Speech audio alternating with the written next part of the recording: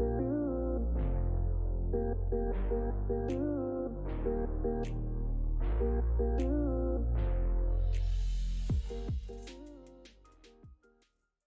everybody, it's Lucas with the Pint Pals podcast, and today Nate will not be joining us, but instead I have Aaron from Findlay Brewing. Hello. Hi Aaron, thanks for joining me today. How you doing?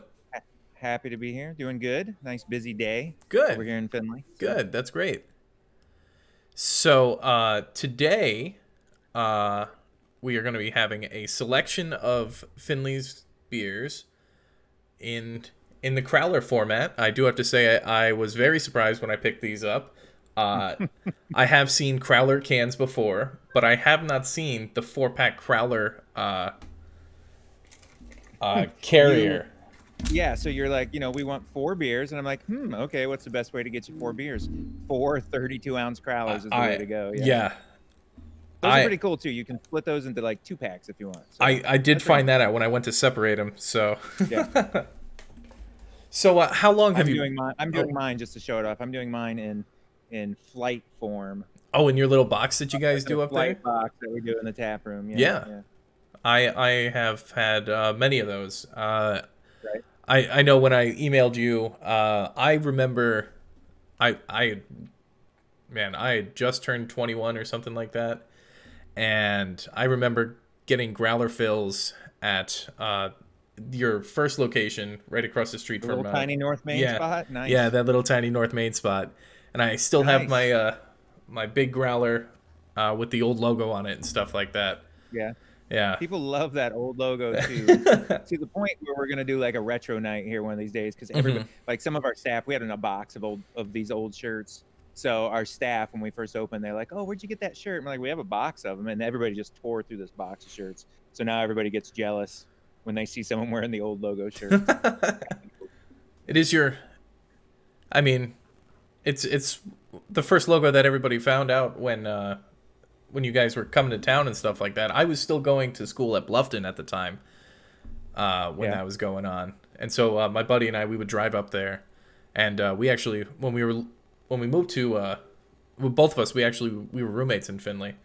And I don't know if you know him. Alex, he used to work at the Bourbon Affair. Yeah. What's his last name? Parker. What was it? Parker? Yeah. Because he's I don't know if he's still, but he was. Yeah, he does radio. He works at the local, or he did work at the local radio station. Yeah, he now does social media for a hospital. So. Oh, okay, cool. Nice. Yeah, I hadn't seen him in a while, but yeah, he'd come in all the time. Oh yeah. We would go there all the time and get our growlers filled. How long have you been with Findlay Brewing? So how long have I been with Findlay Brewing? Since its inception. I'm one of the co-owners of Findlay Brewing Company. Oh, nice. So there's 5 of us. So we brainstormed Findlay Brewing Company all the way. We used to go to a bar in town, the West End, and we would sit and we'd drink different beers at the West End. And we kind of brainstormed the idea of opening a brewery all the way back in 2007, basically. And it was around that time that we thought maybe we should start home brewing. And about 2007 when we started home brewing together. And that's kind of like the origins of Findlay Brewing. So yeah, ever since its earliest discussions, I've been part of Findlay Brewing Company. Nice. Yeah. Do you want to get started with our first beer here? We can get started with whatever you want to get started with, man. Oh yeah.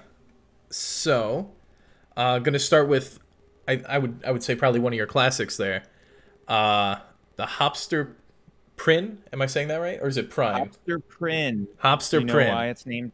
Can you guess why it's named Hopster Prin? I cannot. Does it sound familiar?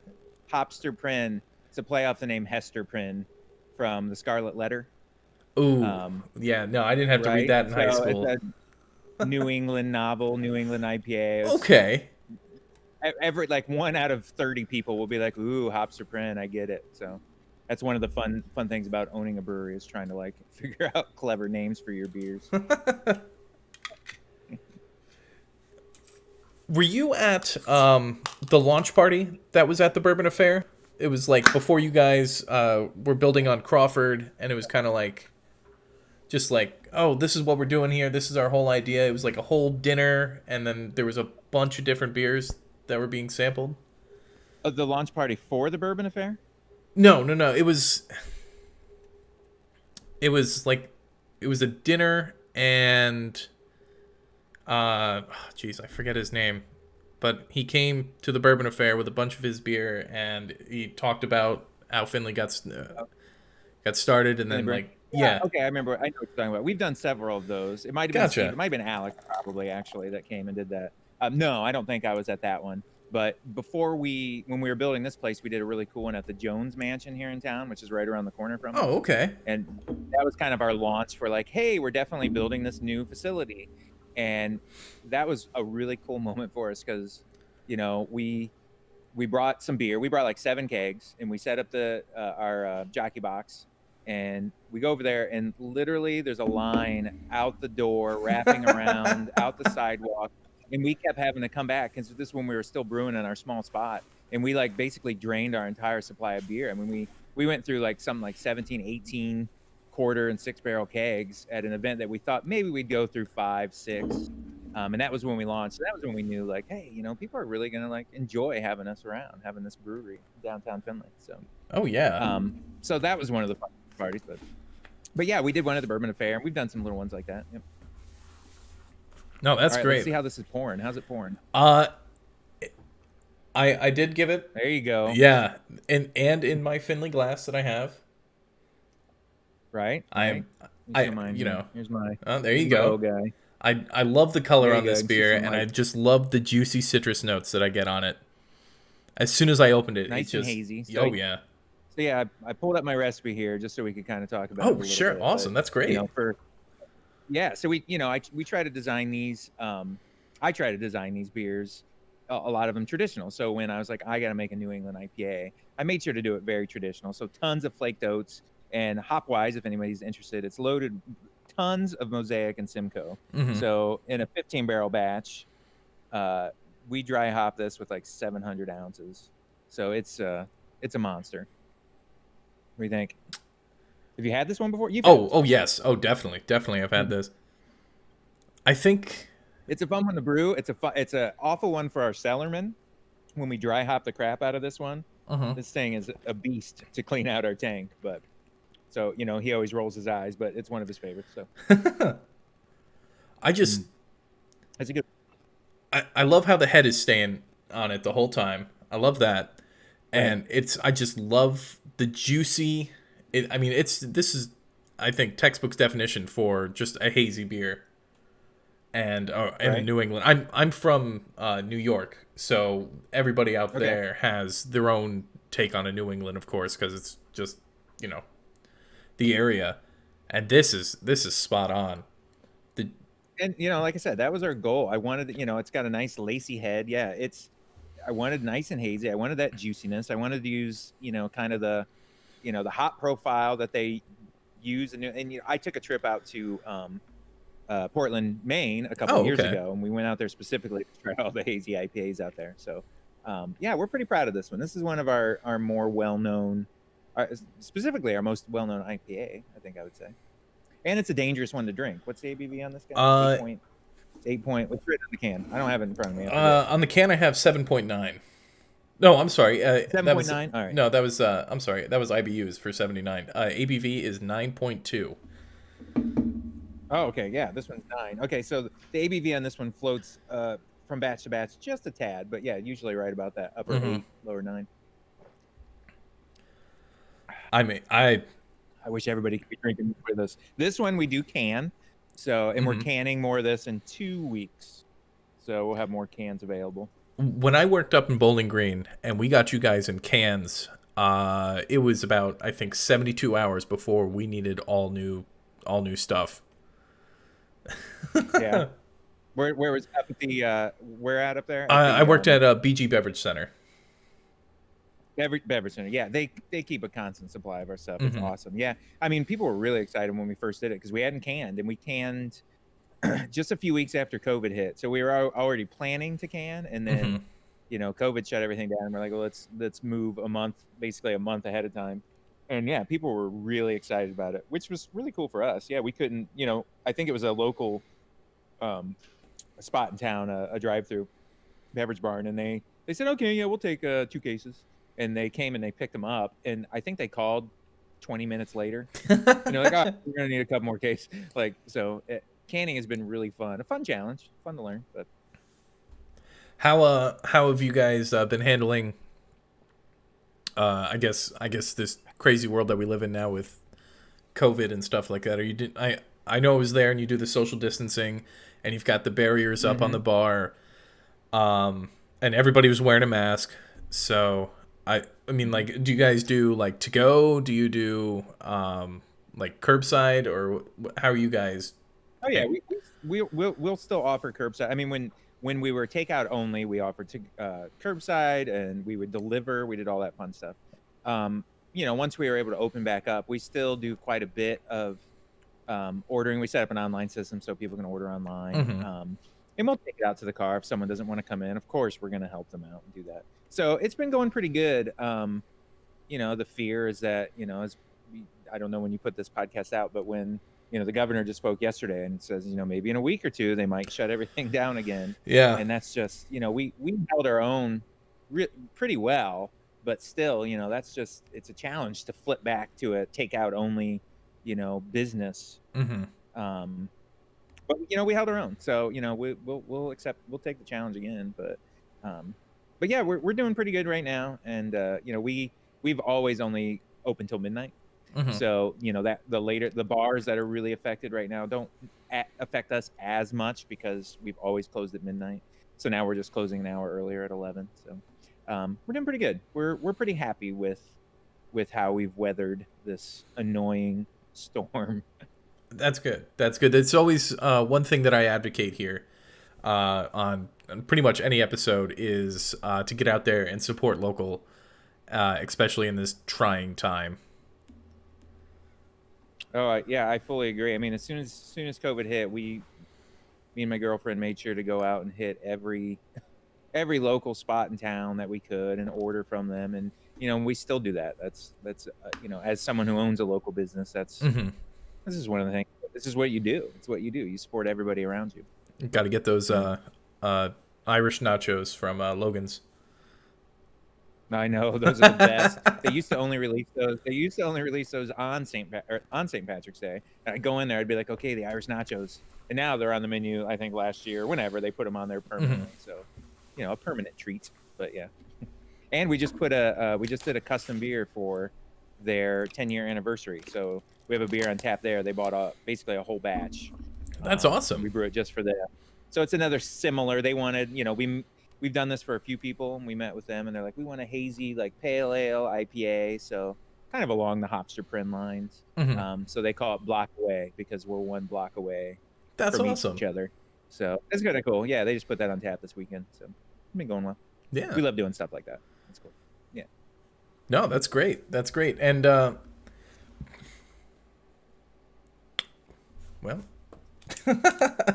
lost what I was gonna say. The beer just took your train of thought away. I mean, that's probably honestly what happened. I haven't had. That's the one that I moved down to Columbus in July, and that's the one thing that I really miss is beers from the Northwest. I can't get any of them down here. Well, we are now down there. We just started selling down in Columbus. Oh, did you? Yeah, we did. Yes.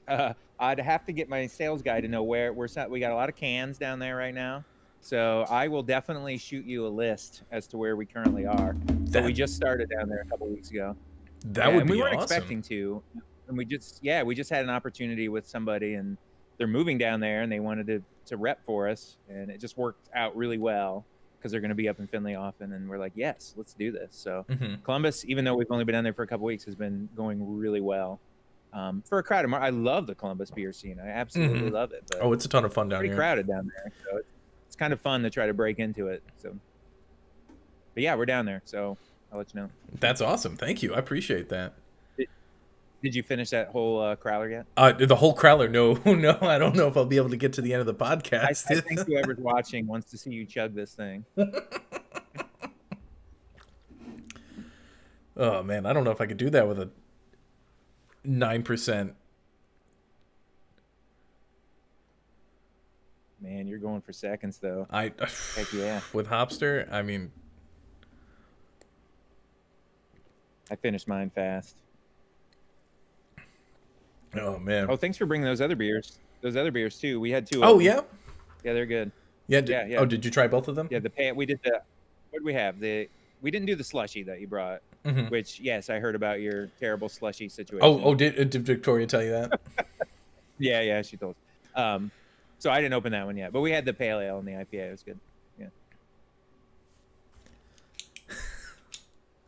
I would Oh. say that's one thing people keep asking us for. There's a few things, but a slushy beer. We get so many people saying you got to do a slushy. You got to do a slushy. And we just did a triple berry tart, which in a 3-barrel batch we had Hmm. like 100 pounds of, no, not 100. I'm sorry, like 250 pounds of fruit. Anyway, a lot of fruit in it. Effectively was a slushy beer. So people kept asking for slushy. I'm like, well, just try our triple berry tart. So it kind of made people happy, but we got to try it one of these days. Yeah. No, That's what's great it's about beer. There's so many different things to make. Like every day, someone recommends something else to us to make. Like, all right, let's put it on the list. th- that's one of the main things that I really like. I do plan on going to brew school and getting my brewer certificate. It's also going to give me a Yeah, reason to go back to New York. Yeah, yeah, and yeah, I eventually want to open up my own place. I just did my first home brew, and I've got like 3 other ideas that I want to do. And that's one of the big reasons why I love craft beer is just the innovation that goes into finding different recipes and just all the things that you get to mess around with. right. That's why I enjoy it. Well, first of all, you need to come up and brew with us so you can check out that whole thing. That would be So incredible. you know, feel free. Let me know when that might work for you. But second to that, yes, that's my favorite part about brewing is just coming up with something new. So that's why I love kind of our format that we have here. Hmm. We have at least 20 of our own beers on tap at all times. We could do more, but every week, every 2 weeks, we're making something new, and Hmm. that's just what I love to do. I love trying something new, something different, so even if it's just as simple as adding a new fruit to a already established recipe, or trying new things. So this weekend, Saturday, I'm brewing a Bohemian Pilsner. We don't do a lot of Pilsners, a lot of lagers. We've done some, Hmm. but I was like, well, I'm going to brew that. So a lot of times it's can be a very traditional style beer as well. Um, and that you're right. That's absolutely the fun part about brewing is just using a new combination of hops, malts, whatever, and coming up with something different. Awesome. Are you ready to move on to the next beer? I don't know. Are you ready? Did you I, finish that crowler yet? I did not finish this growler. I think I'm gonna have to do that when I start the You need to editing start. process. You need to start slurring, and that's how I know. Yeah, let's move on. What's the next? Which one you want to do? So the next one I have is I have this first word smudged. I think with the marker got wet. Um, That's hike. because I filled those cans, and you're supposed to write on the can first. And of course, I come walking in and dip the cans in sanitizer, mess it all up. Anyway, go on. uh, hike slash camp. It is the Yes. Kolsch. I'm very Yep. excited It's a for that. Kolsch. All right. Here we go. There we go. Oh, Let's see you pour that boy. oh, camera's over here. I forget. I have it set up There it is. There it is. differently for when I It's a stream. heady boy. Oh yeah. This is I think might be the second time I've used this glass.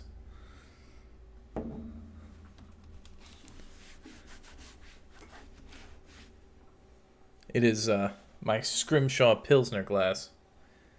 Ooh, yes, that's one of the best pilsners out there. It is my go-to Thanksgiving beer. Really? Okay, good to know. Good to know. If you come brew with us, what would you want to brew? Oh geez, I don't know. I don't know. I have never brewed a stout before or anything Okay. like that. So something like or a porter even. Something like that would Yeah. be awesome to make. Stouts and porters are my favorite to make, and they're also the best. It's the best aroma walking into a brew house when you're brewing a dark beer like that. All those Mhm. roasty malts. It's the best. That is crisp and clean looking. I just love that I can see right through that. Right? And we don't really filter. So what we do is just give it time. And we do a little bit of minor filtering, but we don't go through a Hmm. plate filter or anything like that. So yeah, you just give your beer a little bit of time and it'll naturally clear up like that. So this is another example of a good traditional kind of style that I wanted to make. So we hadn't done a Hmm. Kolsch when we first started making this one. So when I come up with a beer recipe, I just kind of research the style, I research what other people do, and then I take all that and here's what I want to do. But I also want to very, very strictly base it on what a traditional Kolsch would be made up like. So that's kind of the origins of this. So it should taste like a very traditional, if you're a Kolsch fan. So I, I, I'll say that I'm just a beer fan all around. There's a few styles that I usually don't go out of my way for, right, but I don't want to. I say this and I don't mean this in like a bad way at all, but like simple beers. I'm not hmm saying that this is a simple beer, but it's not like a double IPA with dragon right, fruit and mango, and it's beers like this are the true testament of a good brewer.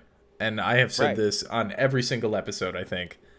I, If I yeah, I don't disagree because it's all about your procedure when it comes down to this. Like this Kolsch, how many malts do I have in this Kolsch? Oh, that is excellent.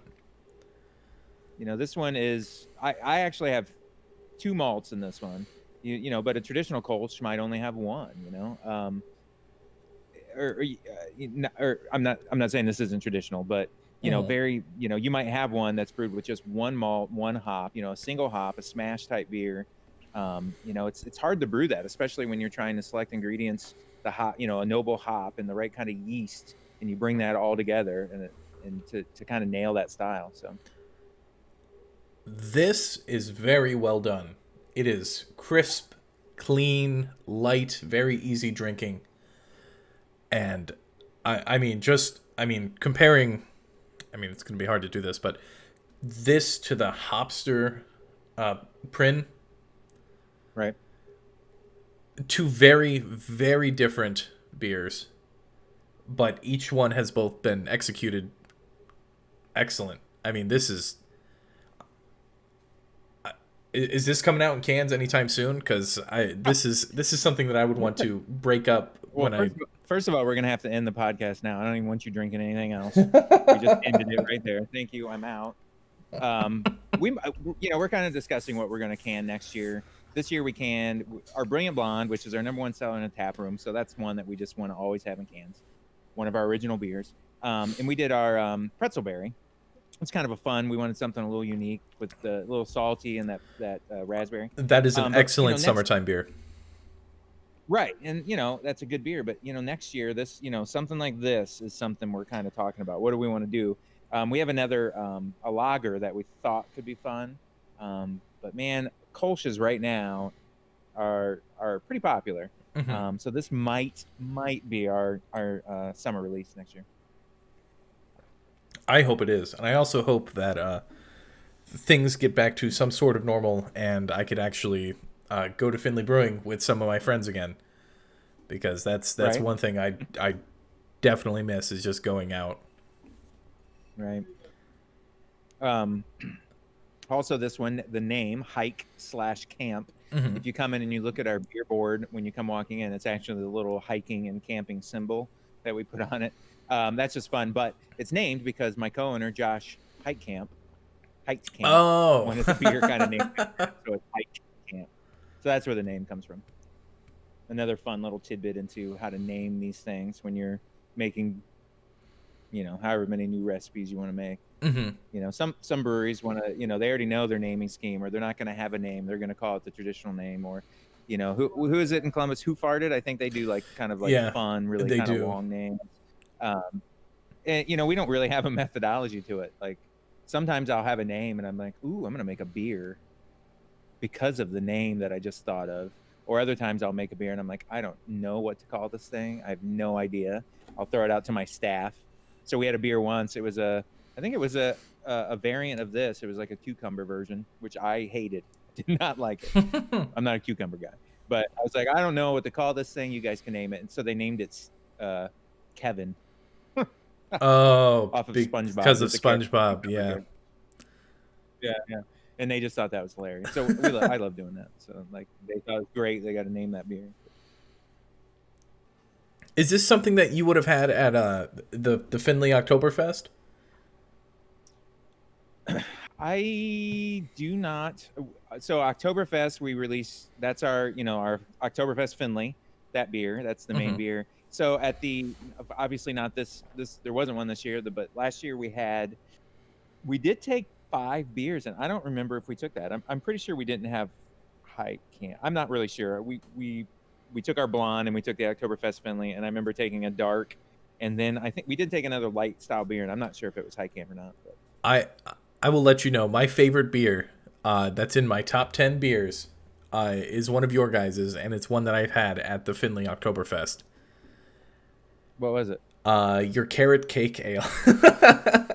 Ah, well, that's one that you can go buy in cans, probably. It is. I Maybe in drove up Columbus to. right now. Oh, it's in Columbia. Are you serious? I drove up to Bowling Green to pick Somewhere up a down there. case of it.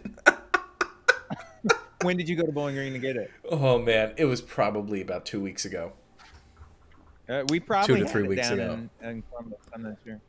That's also the quirky part about owning a brewery is that we're not allowed to legally. We're not allowed to post, on our website or anything where we're selling beers. We're not Hmm. allowed to do that. Oh, If someone asks us, we can tell them, but you're not allowed to post it. There's a lot of weird, quirky rules like that.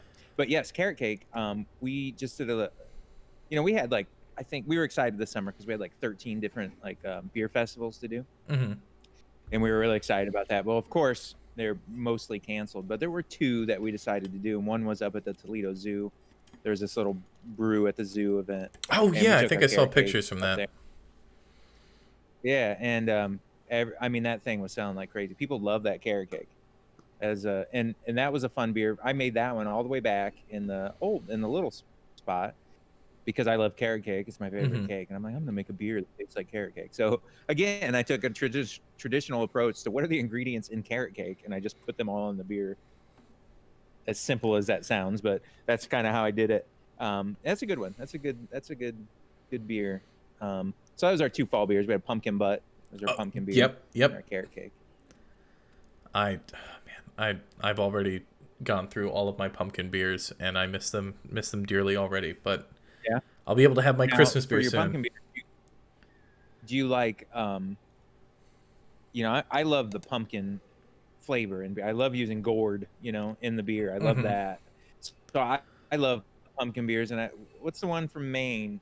Shipyard, I think Shipyard. I don't think they use any spice in it. It's just a pumpkin beer and I love that. But a lot of people think of pumpkin beers and they think of it as the spice, whereas our pumpkin butt uses a combination of both. Actually, a lot of pumpkin. I hate brewing the beer. It's nearly impossible to make. So what's your kind of what do you look for in a pumpkin beer? So I don't know. I really do enjoy the spice flavors of it. I Mm-hmm. enjoy that pumpkin pie spice.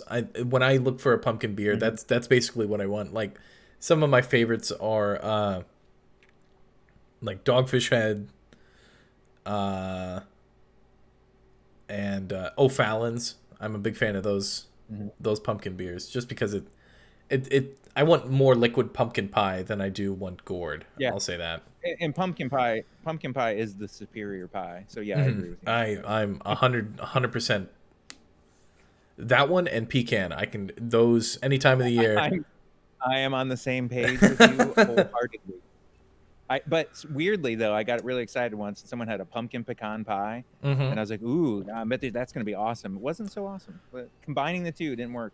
We do have a pecan pie porter that we make, which turned out really, really well. We didn't make it this year yet. Maybe we can make it this winter. But literally, we made a bunch of pumpkin or not pumpkin, pecan pie filling. Kind of dumped it into the beer. It was great. That's Worked out well. awesome. That sounds like a beer that I can definitely get behind.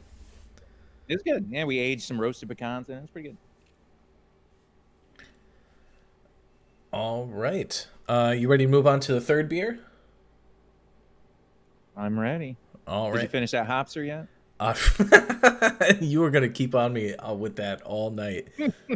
I haven't even finished my second of the hike camp. Right. Surprised you don't have like a crowd behind you that you're just passing this off to.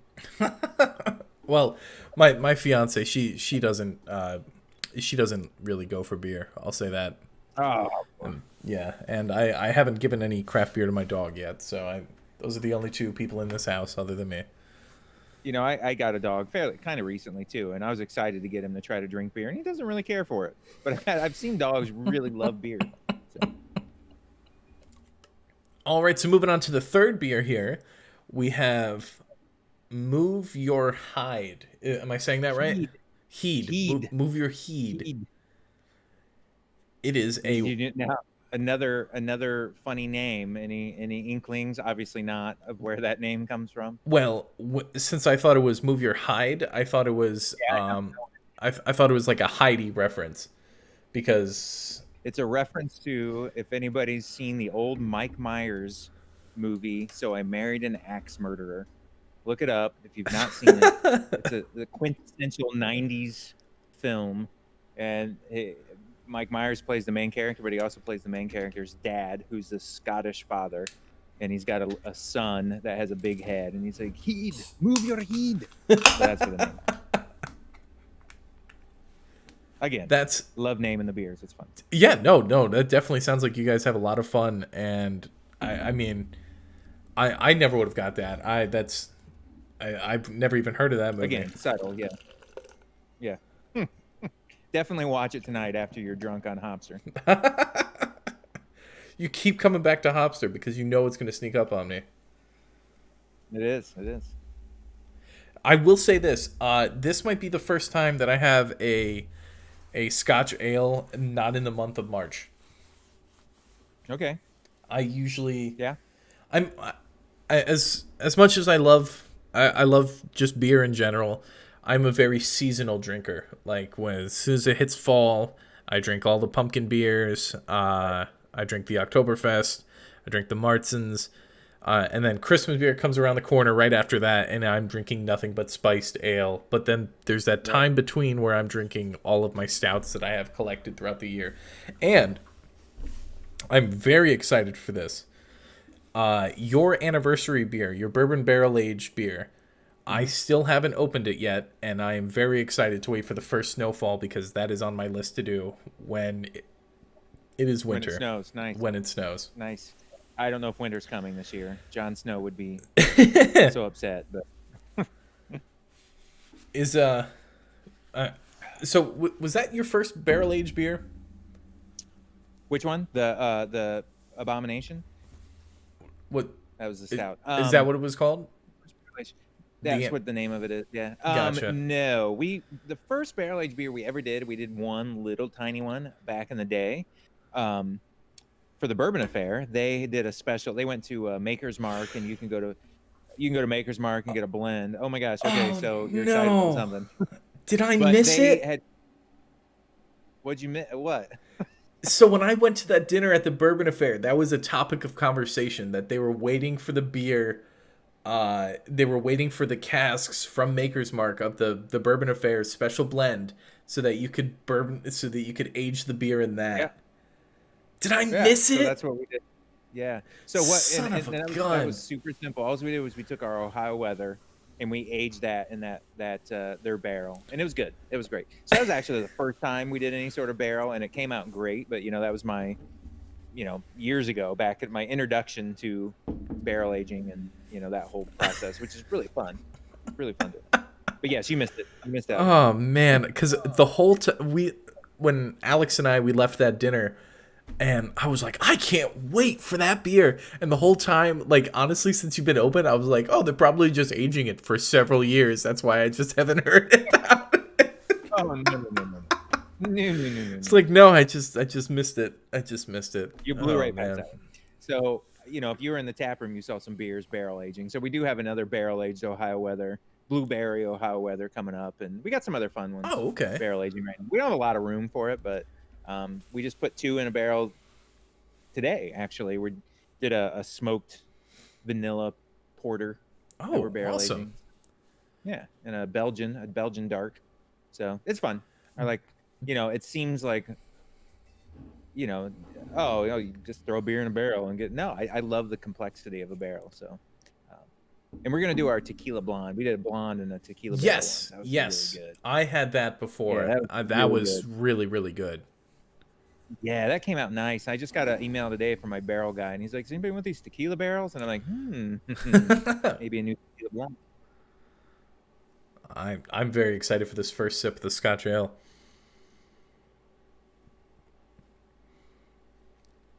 Brrr, drum roll.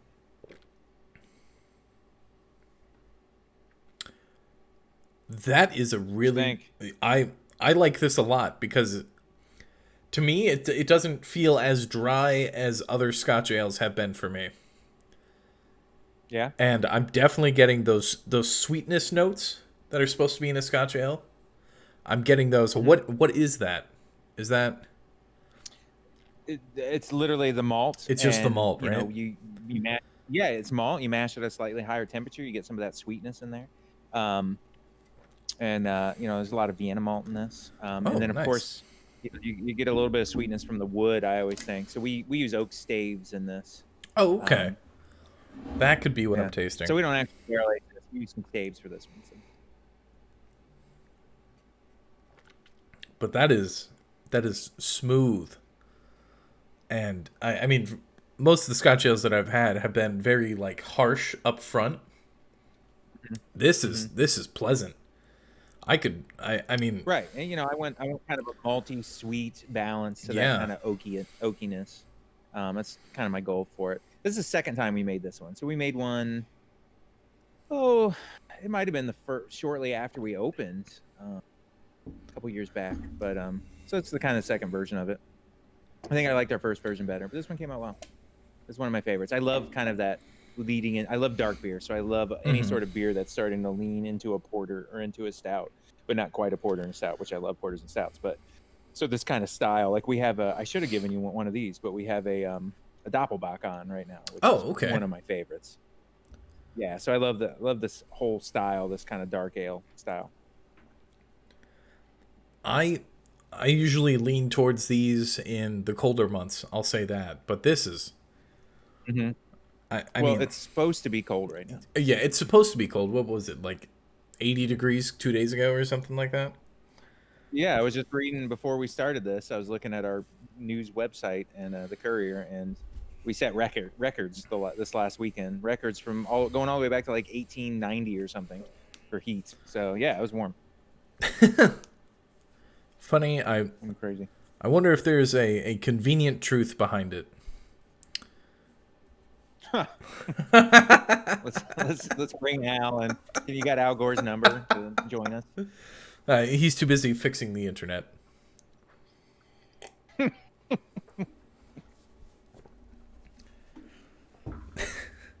Ugh. This is I was a little on the fence about this when you gave me when I went to pick these up on Wednesday. When I saw it was a wee heavy, I was like, I don't know about that one. But I mean, this is You didn't give any kind of direction. You weren't like, I want to see this. I want to see this. I well, want to see this. So I'm just like, all right, what shows a little bit of diversity here? no, So no, that's kind of my this is excellent. thought, The yeah. selection you gave is excellent. I usually just go through a random pick six when I'm at. I go to the Perfect Pour Beverage Company in Dublin. If you're ever Right. down in Columbus and if you're ever looking for any special type of beer or anything like that, I highly recommend them. If they don't have it, nobody else does. They're my number one Okay. go-to shop. And yeah, All right. Check it out. if you're looking for somebody to, you know, I if you're bringing cans down here, I highly recommend those guys. Man, I wish I knew off the top of the head where we're at, but we're in Dublin, and if that's You're we could be probably there there. right now. I'm not really You sure. could probably I'm be not sure. there. I'm not sure. I wish I knew. I got to call Matt and find out. Our sales guy. But this is Yeah, I love your mug choice. I love the different glass choices. You're I really nailing that. I so when I first moved down to Columbus, I had to do the thing where it was like, let me check out local thrift store. Right. I found a large selection of different craft beer mugs. This one isn't. This is from Iced Deer Brewing. This is from their Iced Deer Con Okay. that they had a couple of weeks ago. But I have a whole selection of mugs and different beer that I have. A lot of Oktoberfest mugs, and a lot of like I have the Stone Ohio mug, which is, I mean, I haven't even seen that before. And yeah, I just have a bunch of stuff that I found for like a buck or two at the thrift store. Soak it in bleach, put it in the dishwasher, totally fine.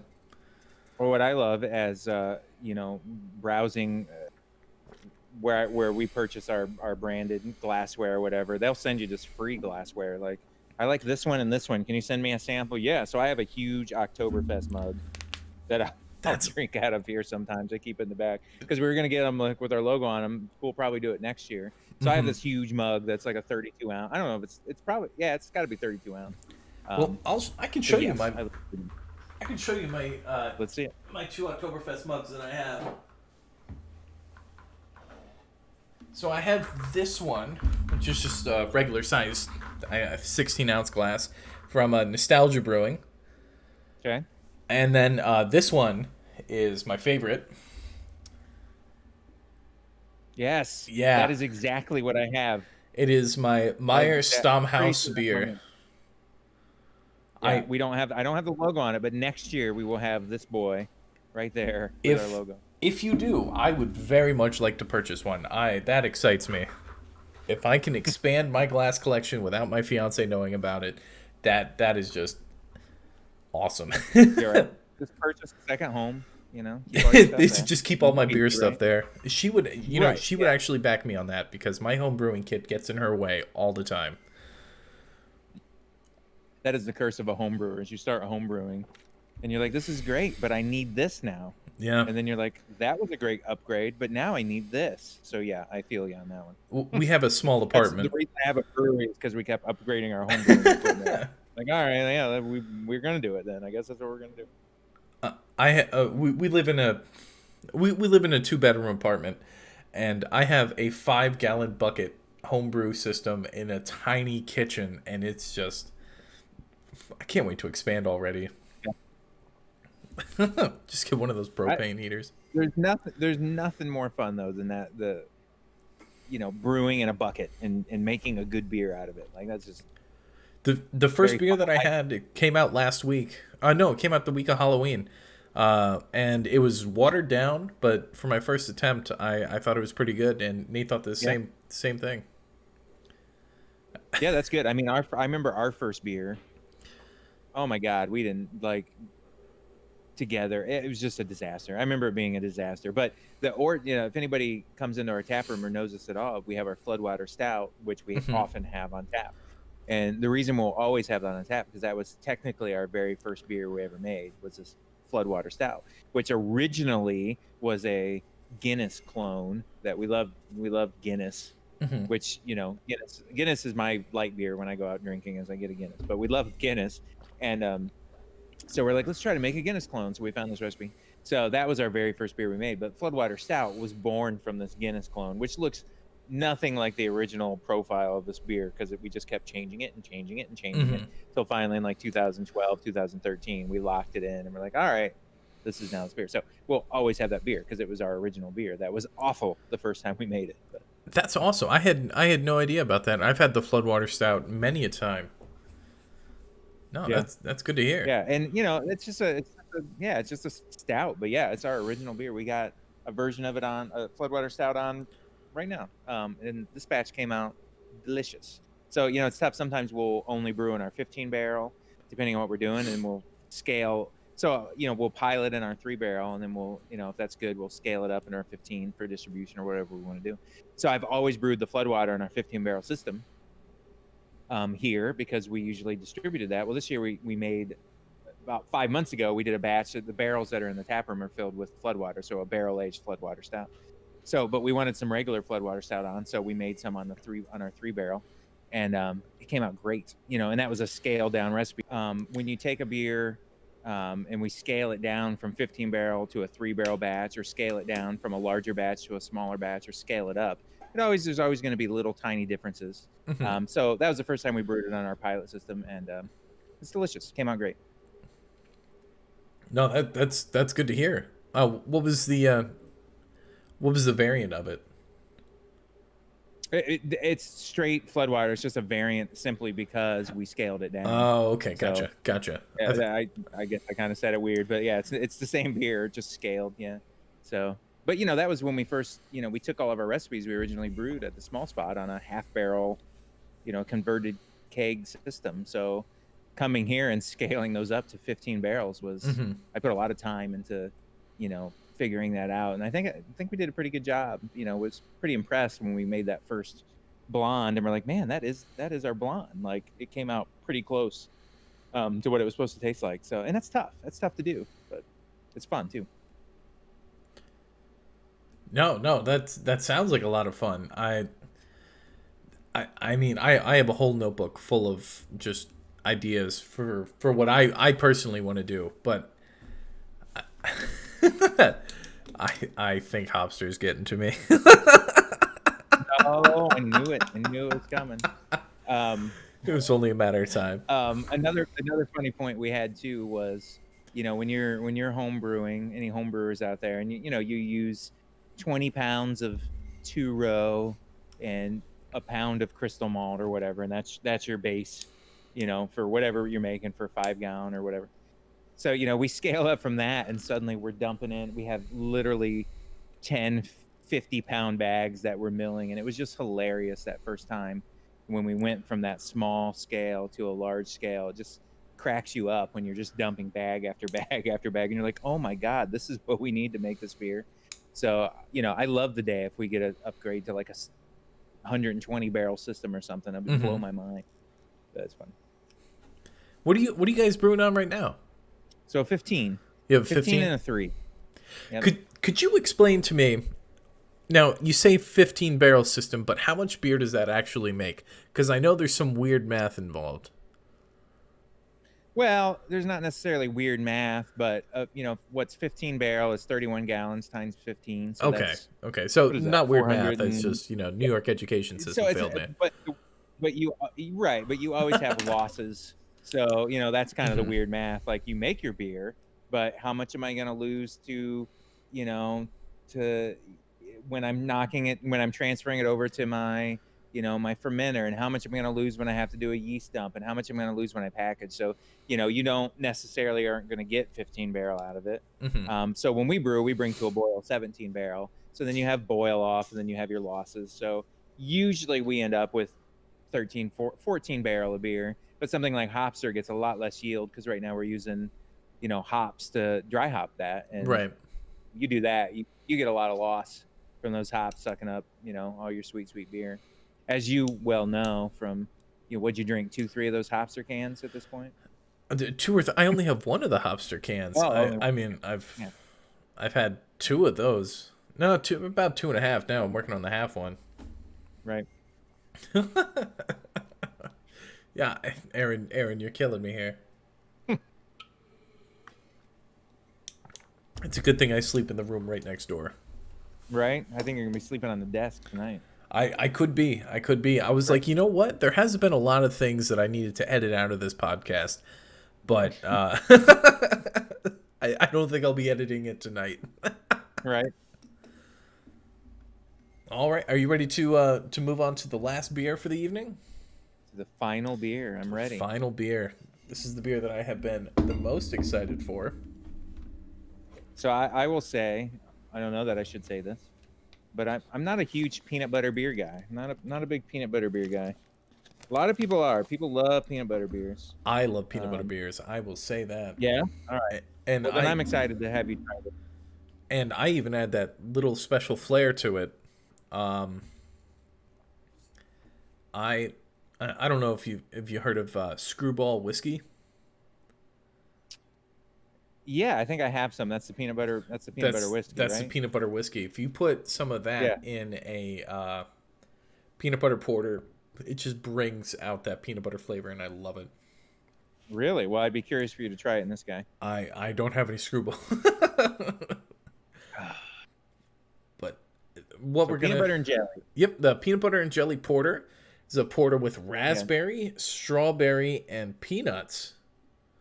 It's hitting at 6.1. I am gonna pass out on this desk. You are right about that. You are gonna pass it. So yeah, no fun name on this one. I toyed around with naming it something fun. I'm like, it's peanut butter and jelly. That's what it's going to be. So very peanut butter forward, and then kind of slight fruitiness kind of hits you on the way out. I will say this with the little bit of foam that popped out of the top of the crowler. Mm-hmm. I don't know what the color of this beer is, but I am like it looked like the raspberry cream, like on Valentine's Day, the raspberry cream Chocolate. candy. Yeah, yeah, Yeah. yeah.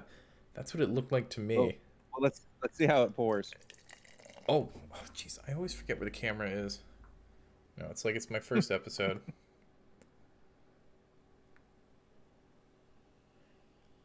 I don't know if the camera picks it up at all, but it definitely has. Oh my god. Yes, I'd like some head with my beer, please. Um, it almost has like a pinkish hue to it. That would be, There is a bit of a hue, definitely a little hue, for sure. and I mean, even with the beer right here, I can smell just the peanuts that were in this. So we did two different methods of peanut butter flavoring in this. So peanuts, it's tough to get a peanut flavor in beer. So there's two strong methods to do. You're going to use a certain type of peanut butter extract, which a lot of breweries use, and then you can also use like a peanut butter protein powder. And we did both in this. We went both routes. That We wanted to is, try both. Yeah. So peanut butter's definitely there. And then for the fruit, we're not going to put grape jelly in there, but we used some strawberry puree, and some raspberry puree. So that's what gives you that. It's written on there, but that's what gives you the jelly flavor kind of on the way out. mm-hmm. I like that little subtleness of that fruit. I think that really made this nice. I am. I'm just getting the peanuts on the smell there. But I am excited. Oh, you know what? I should probably cleanse my palate with some water first so I can thoroughly enjoy this. A true professional. Yeah, I like to pretend that I am.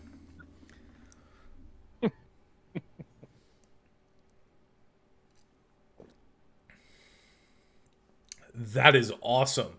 My God. This might outtake carrot cake ale for being my favorite beer. Huh.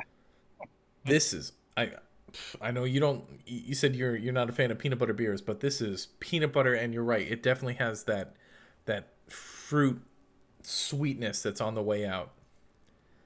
My Right. God, this That's is kind of my favorite little bit about it. That it's peanut butter forward and kind of a fruity finish. that is wow. That is a liquid peanut butter and jelly. And this is an example of kind of a beer that when I made it, I knew, it's the malt profile and the profile is, there's some lactose in here. It needs to be nice and silky, a nice Mm-hmm. kind of thicker body. I wanted a little bit of nuttiness in there, so I use malts that give it that little bit of nuttiness to kind of enhance the hops. But going into it after I brewed it, I had no idea, what we were going to do to fruit this. I still wasn't sure. So this is kind of one of those fun examples of building a beer as you're brewing it. Mm-hmm. And I thought I was only going to use strawberry in this, and then we thought, what, raspberry is going to really enhance that kind of strawberry. So it's a good example of just having fun with your beer and making it and kind of adding to it as you're going to kind of dial in and come up with that final flavor that you're happy with. I mean, this is really really something else. I'll say that. I mean, if this is You don't have to say huh? What? No, go on. Go on. no. You don't have to say any more nice things. Just chug it down, man. Just knock it down. I mean, I don't want to chug this down because that means it's just going to disappear faster on me. And Well, we've got a couple more kegs left up here, so if you want more, I there's not too much left. I mean that's a yeah, no, I would make that hour 45-minute trip for me. Yeah. This is Um, my God. And it does have that raspberry. It like I don't get the strawberries as much, but I'm definitely getting. You said there was lactose in this, there is. Yep. so So it's it's got that kind of sweetness. That's why I love adding lactose I just love putting lactose in porters and stouts. It really adds a nice. yeah. with this beer, I'm getting the peanut butter right off the bat with the smell, and I'm getting the peanut butter right off as the initial taste. But then after, it finishes with that with the lactose, because of that creaminess it causes. Hmm. That just a rich, creamy raspberry flavor. And kind of what you just said there is why we decided to add the kind of the peanut butter powder to it, Mm-hmm. because with the extracts, you really get a strong aroma from peanut butter, which tricks you into thinking like, wow, this tastes like peanut butter. And it Mm-hmm. really kind of does, but not really. So that's why we went with the protein powder. Really adds a good peanut butter flavor. So it's interesting you pointed that out, because that was kind of our guiding reason to do that. So you get hit with the aroma, but you also have the flavor straight up. So the first time I did a peanut butter beer, a couple years ago, I think it's our Buckeye peanut butter porter. Mm-hmm. I over flavored it with peanut butter, and I drew a sample off of that thing, and I was like, oh my god, I'm gonna have to call this quadruple peanut butter porter or something. And everybody that tried is like, oh my god, that is a lot of peanut butter. So I'm like, you know what, that's a little bit too much peanut butter for my taste. Let's make another batch, and I'm not gonna put any peanut butter in it, and we're gonna blend it, Mm-hmm. and that'll mellow that peanut butter flavor, and then we'll have double the beer. So we did that. It still was It just just so came through. rich and strong with peanut butter. We ended up selling that one, yeah. But and people loved it. People loved it. But I just thought it had such a strong peanut butter flavor. So even to me, this one is too much peanut butter flavor. But it's not. It's not. Everybody's drinking the crap out of this one. But so when I say I don't like peanut butter beers, I love peanut butter. I love Mm-hmm. peanut butter. I feel like a little bit goes a long way. Something that I said on a previous episode was that a certain brewery made beer for people who, may not even like beer. Because I know you offer Hmm. the cider option at your tap house, and you also have a few cocktails and stuff like that. Yep. But this is something that I would probably. I mean, I know there's people out there who are like, oh, it's dark beer. I don't drink dark beer. This is something Absolutely. that There's I. those people. Oh yeah, I'm You I'm know, gonna sleep really good tonight. I know that. But this is something I would recommend to the people who don't drink craft beer, honestly, because it does have that pleasant sweetness just all the way through. well, I often, when people are like, I don't drink craft beer, I will often point them to our porters specifically. Hmm. Um, like our Ohio weather. Our Ohio weather is very popular. Yes, And because we it's just very we just good. recently put that on. Yeah, and I'll often point people to that. Number one, when we serve it here, we put a cinnamon sugar rim on it, which is almost cheating to make people like a beer. But I will flip people to being porter drinkers very quickly.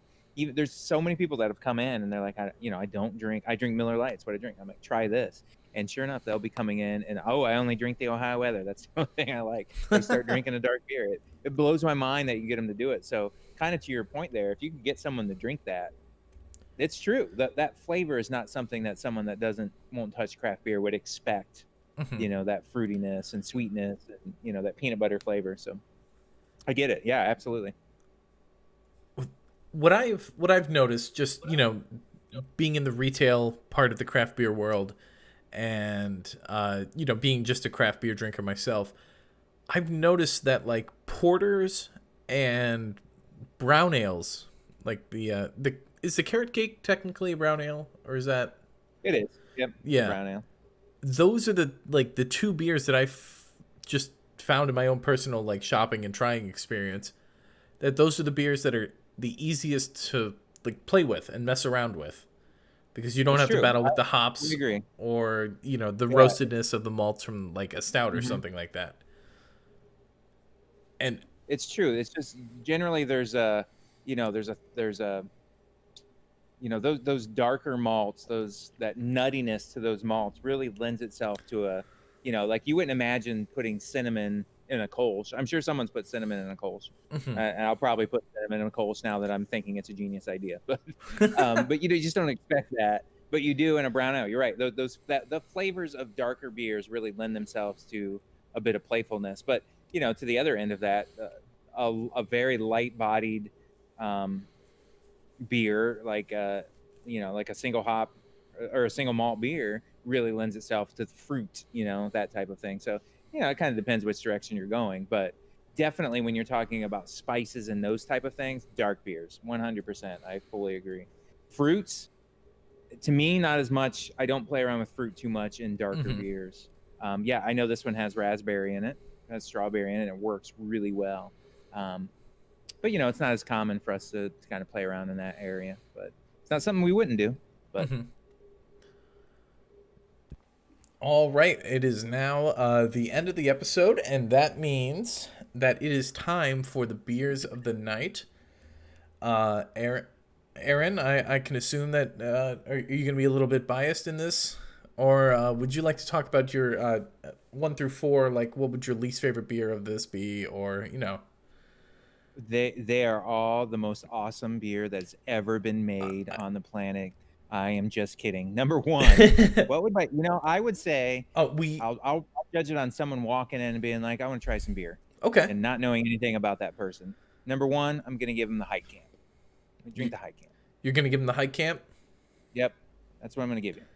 Number two, I'm gonna give you Hopster Print, Okay. because it's an IPA. People are, the next thing they're gonna do. I hear about these IPAs. What people like IPAs. Hopster Print. Number three, Scottish. Move your heed. That would be my third one to give you, and then I would save what you might arguably say the best is for last, but then I would save the dark beer for last. So that would be my order of the night. I would say. I think that's what I would recommend. My order of the night is going to be very different from yours, but I do not mean this Okay. as in like honestly, none of these beers. I would have all of these beers again, but for my number 4 spot, I would put the Hike Camp. But then again, I raved on about the Kolsch and how you nailed this perfect beer, and it is a true testament to the brewing that is going on at Findlay Brewing. I will say that, because it is clean, crisp, light, easy drinking, and perfect. Honestly, like when I worked at BG Beverage Center, we would have people come in, and on the growler station, they'd be like, "Do you have any normal beers up there? I only Right. drink normal beers." Like, this is what I would give Right. to the person who like Yeah. would drink domestic Absolutely. beers. Yep. Yeah. And hopefully it would be a bridge beer to bring them into the craft beer industry. Fully agree. Yep. Number 3, I would give it to the Wee Heavy Scotch Ale. And the Okay. only reason that is number 3 is because Hopster is number 2. And my number 1, hands down, is the peanut butter and jelly porter. This tastes like a liquid peanut butter and jelly sandwich to me, and I have enjoyed this, and I can't wait to finish the rest of this crowler.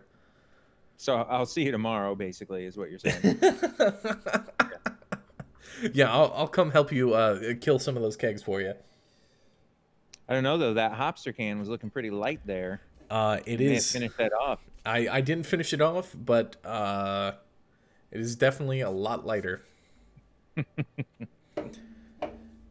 With our rating system here on the Pint Pals podcast, we have our post system. Honestly, I would give all of these beers, I'm a clean sweep across the board, a T for terrific, because each one nails and checks each of the boxes for me for whatever style of beer it is. Like the You can change your rating. You can. I'll just kind of disappear off here, and you can change your rating if you need to. Right? Yeah, I'll fix it. I'll fix it in post editing. He's in post. Yeah. No, but in all seriousness, the Kolsch, it was a great Kolsch. This Wee Heavy Scotch Ale is making me reconsider drinking Scotch ales only in the only in March. I fully agree. You need to reconsider that. I mean, this beer is making me reconsider that. Hopster Prin, I would say that this is probably one of your. Would you say that this is like one of your flagship beers? This one It is. and Yep, like I would say that's Floodwater a and flagship. Floodwater is a flagship. A Brilliant Blonde. That would have been a fun one to bring on the show. That's our flagship beer as well. But I would say, as far as something a little more interesting, 100% Hopster is definitely one of our more interesting flagships. Yeah. I mean this for New England. I would compare this to like I mean just for name's sake, like honestly, if I was in a store and I saw a 4 pack of this and a 4 pack of Boss Tweed, it would be a tough decision for me. To be completely honest, like who would I go with? Um. I lost you on that. I was just saying you go with ours. You go with Oh, ours. okay.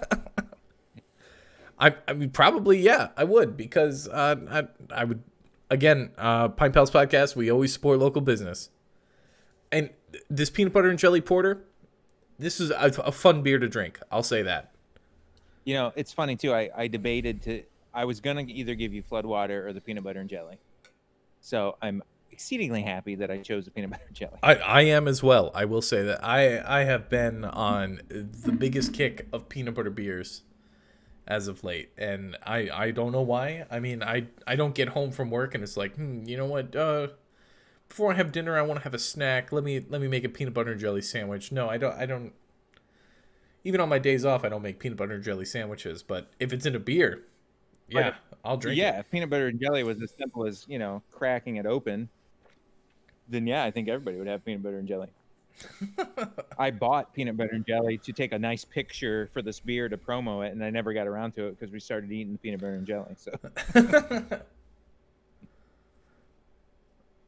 All right. Well, Aaron, I just want to say, real quick, thank you so much for hooking me up with all these growlers. I really do appreciate it. Uh, and you're welcome. You're welcome. oh, thank you, thank you. Is there anything else that you want to plug real quick? You have I'm sure you have a Christmas beer coming right around the corner, or Well, yeah, sure. Right around the corner, we do probably one of our most popular beers is based off of our Sweet Amber Ale, and it's our gingerbread amber ale, which we serve with a locally made gingerbread cookie hanging off the side of the pint. We literally get people asking questions about that beer months before Christmas. You are going to have that beer back, right? You're going to have that beer, right? We've got that coming up. We do something called Sugar Plum Fairy, which was the first time we ever put glitter in a beer. I'll roll my eyes a little bit, but it is kind of fun because people love the crap out of it. So it's got black currant and plum. It's colorful. It's got that glitter. And we have our Yayas, named after one of my other co-owners. It's a cranberry pale ale, holiday cranberry pale ale. So those are kind of our holiday beers. And then for New Year, we always do our Hindsight Brute IPA. We always release that on okay, New Year's. So that's a fun one. Yeah. So that's what we got coming up. And then, of course, like I said, we're always brewing something new. Tomorrow or Saturday, I'm brewing a Bohemian Pilsner, which I'm super pumped about. I can't wait to see how that turns out. I just brewed, which I'm very excited about, a smoked vanilla bean porter imperial. I mean, it's like going to be 13% probably, which we just tossed into some barrels today. So we're always doing something new, something fun. So no, as a fan of Findlay Brewing, and I've been a fan for many a year. I know that you guys are always cranking out good stuff, and I highly recommend, if anybody is in the Northwest Ohio area, checking out Findlay Brewing next time you're in. yes, please do. And we're pretty easy to find right off I-75. Oh yeah, And there's two other breweries, so it's a good destination. Check us all out. yeah. It's Findlay is definitely growing on the beer scene. I'll say that. For sure. Yeah, absolutely. It's great. People would ask us like, "Oh, there's another brewery opening. How do you feel about that?" And I say, "That's awesome. That's going to bring more people to Findlay. It's just, it's great that happened." So. All right. Well, with that, let's move on to the cheers part of this. Okay. The first cheers that I would like to offer, the first toast, would be to you, Aaron, and everybody Thank else you. at Findlay Brewing for taking the time for coming out and being on the pod and hooking me up with all this amazing beer. I really do appreciate it. This one's for you. Thank you. Thank you. The second cheers I would like to offer would be to all the other listeners. I really do appreciate it. All the support on YouTube and Spotify, and we do have plans to move to iTunes as well. So here's to you, listeners. Thank you very much. Awesome.